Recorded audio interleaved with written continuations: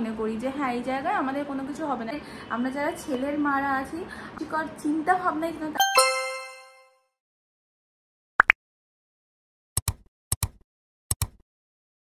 Good morning everyone, welcome back to my channel and a brand new blog. আশা করি তোমরা সবাই খুব ভালো আছো, সুস্থ আছো, আমরাও ভালো আছি।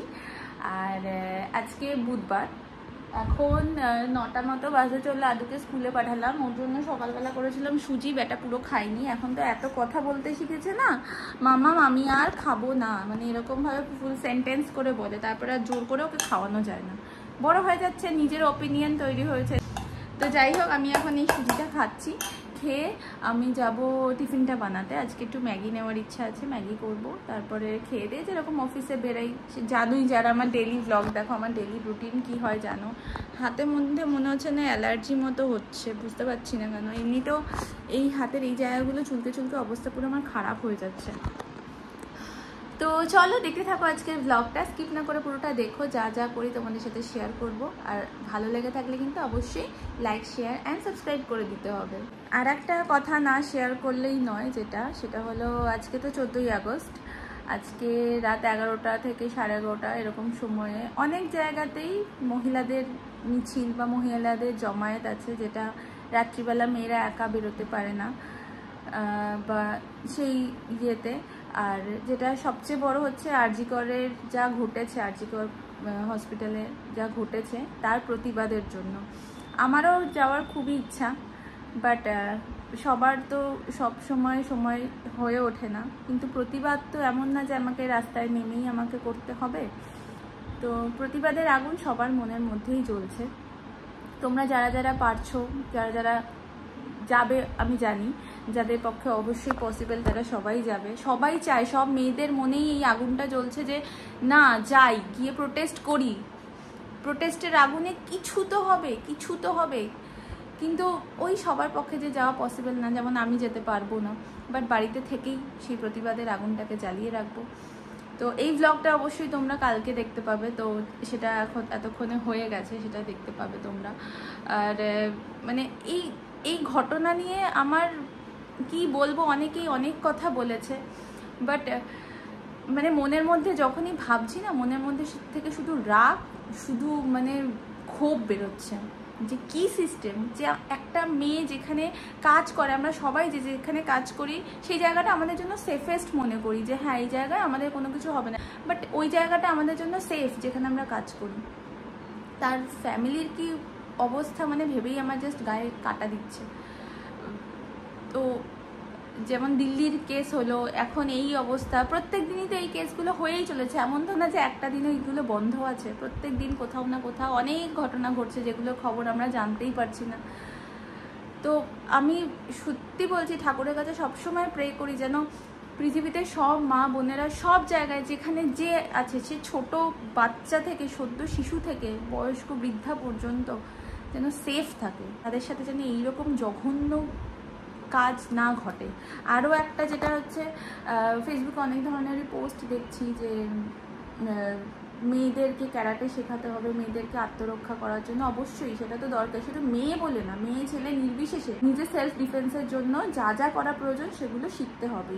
আরও একটা যেটা, আমি অ্যাজ এ মাদার অফ এ বয়, আমার উচিত, আমি সেই দিকে মেক শিওর করবো যে আমার ছেলেকে আমি সেইভাবেই তৈরি করব যাতে না আমার ছেলের জন্য আরও 2, 3টে বা আরও অন্য কোনো মেয়ের ক্ষতি হোক।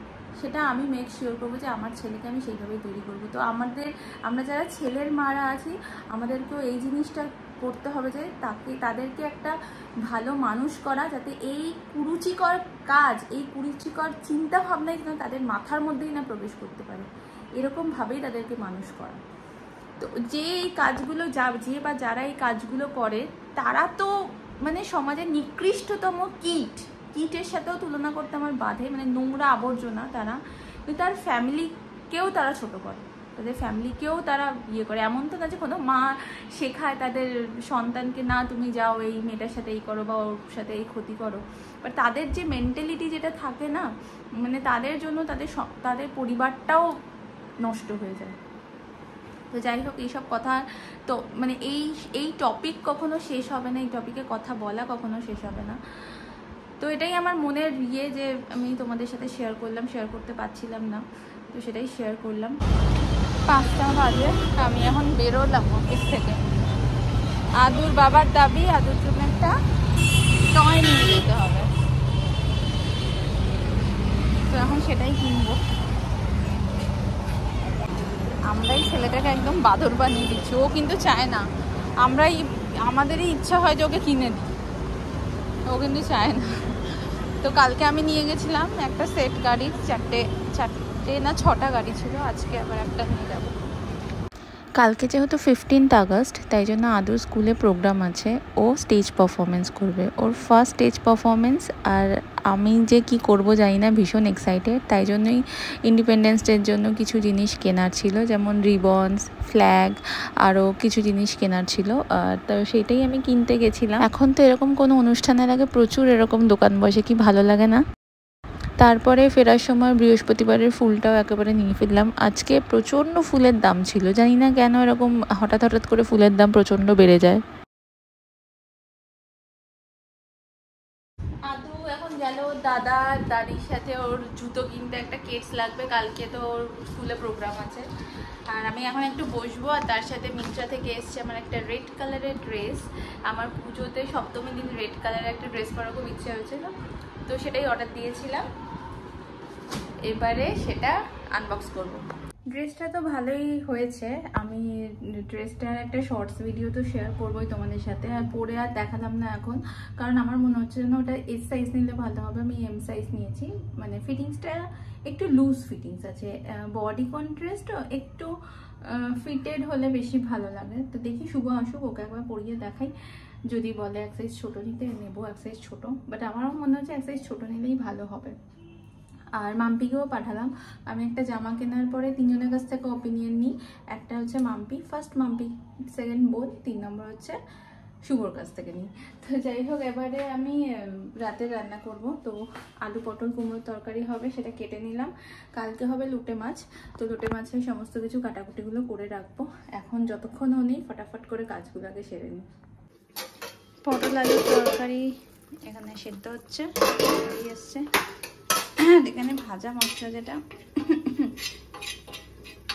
ওটা বানিয়ে নিলাম একটু। এইটুকু মশলা না মিক্সিতে করা যায় না, তাই গুঁড়ো মশলা দিয়ে একটুখানি রোস্ট করে নিলাম। আর এখানে এখন আটা মাখবো, তারপর রুটি করব।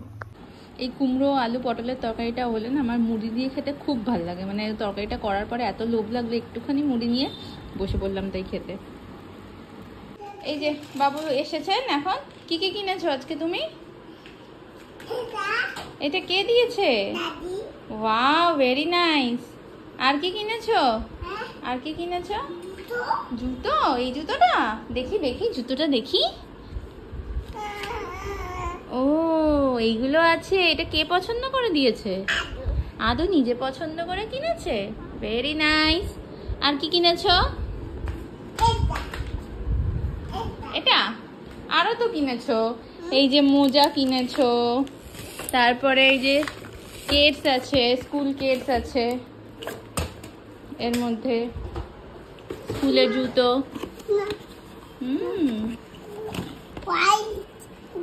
এটা কালকে স্কুলে পড়তে হবে। হ্যাঁ, এটা কালকে স্কুলে পড়তে হবে, বুঝলে? এটা এখন না, এটা এখন না, এটা কালকে যখন স্কুলে যাবে।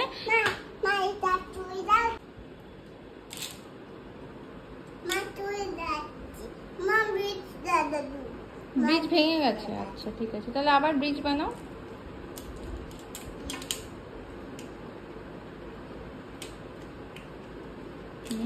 Very good. যতই রাত বাড়ছিল মনটা খুব ভারী হয়ে আসছিল।